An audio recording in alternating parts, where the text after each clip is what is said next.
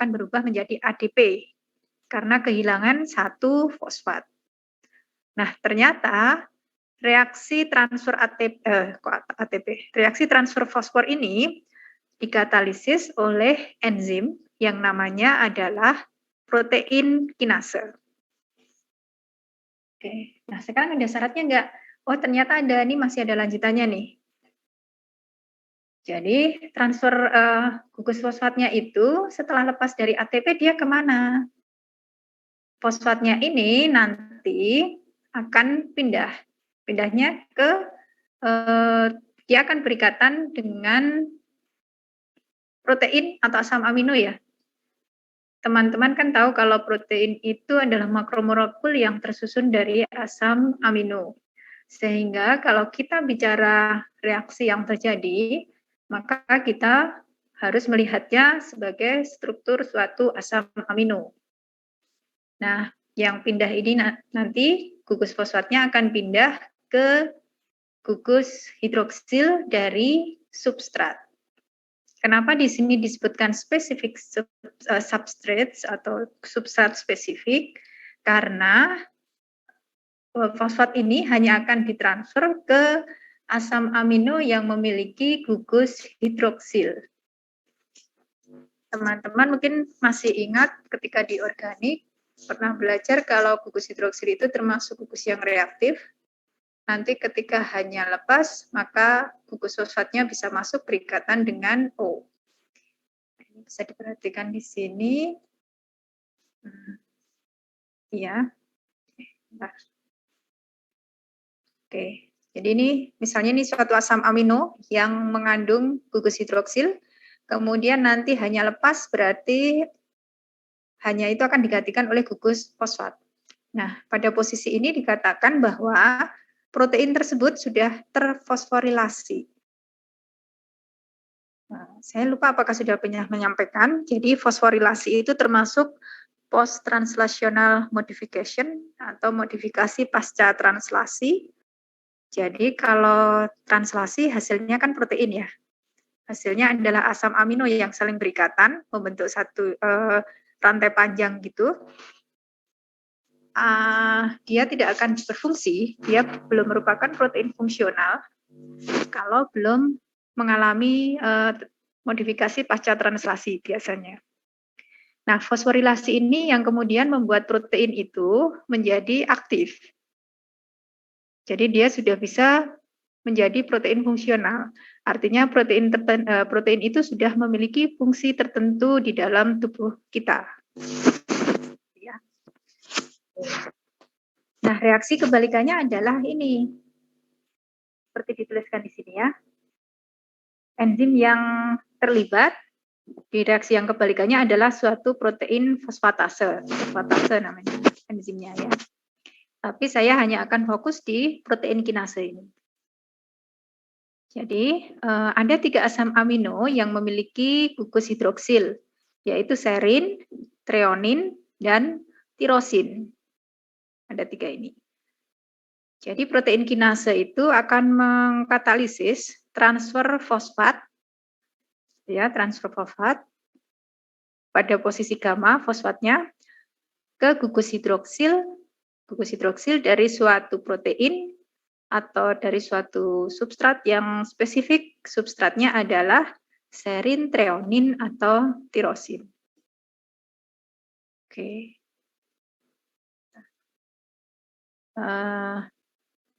Ini sama sih, ini sama. Saya hanya akan menunjukkan bahwa di sini untuk aktivasinya digunakan atau dibutuhkan magnesium. Jadi ketika dulu belajar enzim itu ada ya yang namanya aktivator. Nah, magnesium di sini fungsinya sebagai aktivator enzimnya. Gitu. Kemudian, oke, ini kira-kira reaksinya. Orang kimia kan selalu bicara tentang reaksi ya. Ini yang tirosin, kemudian ini serin, ini treonin.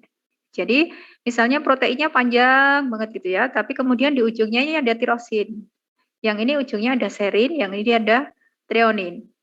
Sehingga asam amino tersebut Karena dia memiliki gugus OH, gugus hidroksil, maka dia memungkinkan untuk menerima transfer satu fosfat dari ATP. Ini ATP, kemudian nanti ATP-nya ini akan berubah menjadi ADP karena kehilangan satu fosfat. Oke. Selanjut ya. Ini mekanisme reaksinya, tapi saya akan skip saja singkatnya. Seperti kalau teman-teman belajar di kimia organik, semacam SN1, SN2 begitu itu. Jadi ada yang melalui mekanisme keadaan transisi, ada yang ini pakai ada intermediate metabolit intermediate. Itu ada 2. Oke. Nah, protein kinase atau lebih seringnya disebut sebagai kinase itu di sini dikatakan merupakan gen atau kelas gen yang jumlahnya cukup besar di organisme eukariot. Manusia itu termasuk eukariot ya. Dikatakan di sini ada sekitar dia menyusun sekitar 2% dari genom manusia. Oke. Nah, kemudian kinase ini bisa dibagi atau digolongkan berdasarkan spesifisitas substratnya dan berdasarkan asam amino atau urutan asam amino. Jadi sekuen itu kan urutan ya. Urutan asam amino yang terletak atau yang ditemukan di catalytic domain. Domain katalitiknya, di domain katalitiknya. Jadi enzim itu kan selalu punya bagian yang disebut dengan catalytic domain. Nah, di bagian itu biasanya ada sequence yang conserve. Conserve itu apa ya? Conserve itu kalau di conserve itu lestari ya, diterjemahkannya dalam bahasa Indonesia itu lestari. Nah, berdasarkan kelestarian atau conserve-nya sequence asam amino pada domain katalitik itu, nanti kinase bisa dibagi menjadi beberapa macam. Oke. Oke, yang pertama ini berdasarkan substratnya. Jadi ceritanya begini, substratnya kinase itu yang pertama adalah ini dulu, saya bicara yang tirosin dulu, tirosin. Ini nggak masalah ya, jadi tirosin itu termasuk substrat spesifik karena dia punya gugus OH. Terus yang kedua, yang juga punya OH itu serin dan treonin. Nah, biasanya satu kinase itu bisa mengkatalisis dua-duanya. Jadi kalau serin dan treonin ini kayak pasangan substrat gitu. Nah, biasanya kinase itu punya kemampuan untuk melakukan fosforilasi di dua substrat ini secara simultan. Jadi serin dan treonin. Jadi ini bisa disebut serin dan treonin ini jadinya pasangan substrat gitu. Tirosin ini sendiri. Nah, berdasarkan substratnya, teman-teman bisa melihat di sini, yang serin treonin kinase itu ada sekitar 300. Nah, kemudian yang ini apa ya, yang strukturnya mirip dengan tirosin kinase gitu. Jadi sebenarnya masih ada substrat yang lain, tapi di sini digolongkan ke dalam ini, tirosin kinase like protein. Itu ada 43.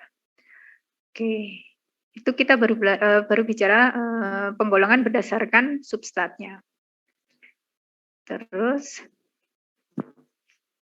nah, total, jadi human genome itu maksudnya adalah kinase yang ada atau yang terdapat atau yang dimiliki yang berhasil ditemukan di dalam manusia sampai saat ini. Ada sekitar 518 yang berhasil diketahui sampai saat ini. Apakah ada kemungkinan bertambah? Mungkin, karena ilmu pengetahuan itu kan berkembang terus. Ini 10 tahun yang lalu itu belum sampai 500, masih di bawah 500-an. Tapi kemudian riset berkembang terus dan akhirnya diketahui ada sekitar 518. Kemudian kalau teman-teman melihat bagan yang di samping ini sebenarnya adalah pengelompokan kinase itu. Jadi dari 518 itu bisa dibagi-bagi menjadi kelompok-kelompok besar yang di sini ditandai dengan huruf-huruf besar ini. Ada CMGC, TK itu tirosin kinase, GYC, TKR, STE, CK1 dan seterusnya. Oke. Kemudian root-root yang di sini yang semacam akar-akar ini menunjukkan kedekatan kekerabatan mereka. Jadi ceritanya enzim-enzim ini, enzim itu kan protein ya, teman-teman masih ingat, enzim itu protein, kemudian protein itu kan dikode oleh DNA. Jadi dari DNA, RNA, kemudian protein ya. Jadi gen yang mengkode protein tertentu, protein spesifik itu kan ada gen yang mengkode protein itu, protein tertentu. Nah, kemudian dari kesamaan sekuensnya yang tadi saya katakan, kesamaan sekuen di daerah catalytic domain bisa digambarkan hubungan kekerabatan mereka seperti ini. Kekerabatan itu apa ya istilahnya? Kemiripan, kedekatan struktur, bukan struktur, kedekatan ya dari struktur domain katalitiknya itu yang mereka punya kedekatan kekerabatan itu seperti ini. Jadi makanya dibentuknya mirip model root model akar-akar gini. Tuh. Jadi total yang ada di tubuh kita yang sudah diketahui ada sekitar 500-an kinase, 518 tepatnya.